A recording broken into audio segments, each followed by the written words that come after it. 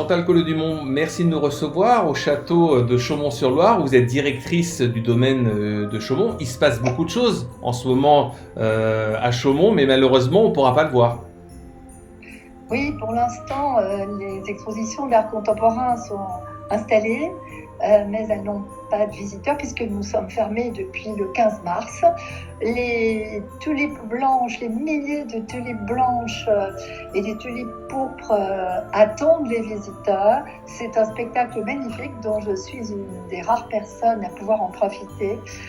Donc évidemment, nous avons une certaine tristesse face à tout ce travail et toute cette splendeur dont personne ne profite. En fait, quelque part, vous nous en faites profiter, Chantal, parce que vous publiez régulièrement de très belles photos et vidéos, parce qu'il y a une très belle lumière en ce moment à Chaumont-sur-Loire.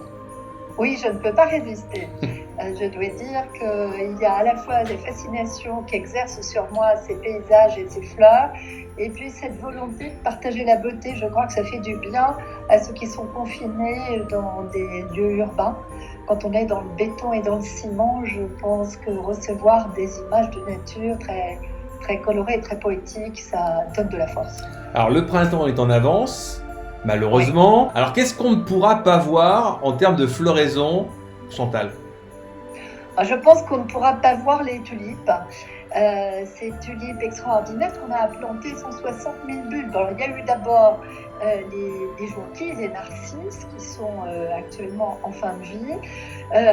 Les tulipes ont pris le relais. Donc, on a des milliers de tulipes blanches absolument extraordinaires en ce moment.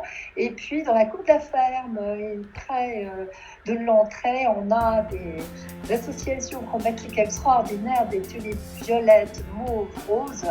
C'est un véritable régal. Donc, on ne les verra pas cette année, mais les tulipes, ça renaît sans cesse. Donc, on les verra l'an prochain. Il y a aussi le grand festival international des jardins qui va bientôt ouvrir ses portes, début mai, on n'a pas encore la date exacte. Risque-t-il d'être repoussé encore ce festival ? Alors évidemment, nous ne le souhaitons pas, parce que ça représente un travail considérable. Alors, nous sommes ralentis quand même dans la réalisation de ces jardins, puisque ces jardins sont faits par 150 personnes en moyenne, qui viennent du monde entier. Certains n'ont pas pu venir ou revenir. Et nous avons 18 jardiniers. Et comme nous avons mis en place des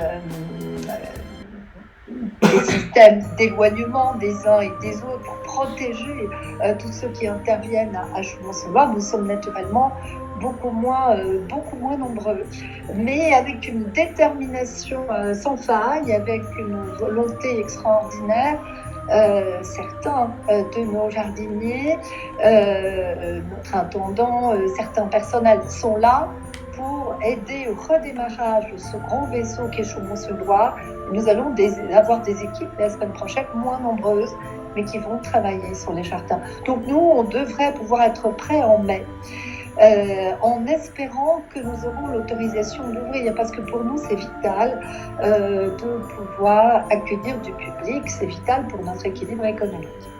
Alors, quel sera un petit peu le thème de cette année, sans déflorer trop dans le détail les différents jardins ? Alors, le thème de cette année, c'est retour à la terre-mère. C'est le concept de cette terre protectrice que nous avons trop souvent maltraitée. Je pense que nous ne sommes pas les seuls à dénoncer les excès environnementaux, cette usure dont souffre la terre. Et actuellement, on voit que le calme qui s'est installé permet à la nature, aux animaux de reprendre leur souffle. Et donc, l'idée était de mettre en évidence toutes ces souffrances de la planète, ce déséquilibre dans lequel, par volonté de croissance sans doute excessive, nous étions installés, et de présenter des solutions. À Chaumont-sur-Loire, on n'est pas dans la complainte, on est dans une vision positive. En tout cas, c'est ce que nous essayons d'avoir.